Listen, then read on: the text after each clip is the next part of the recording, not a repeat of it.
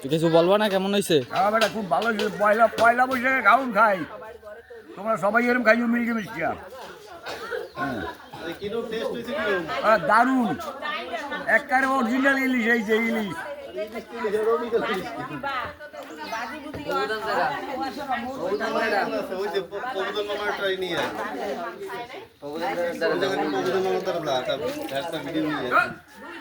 সাক্ষাৎকার লইয়া লেস খাইতে রো লেস এই তো থ্যাংক ইউ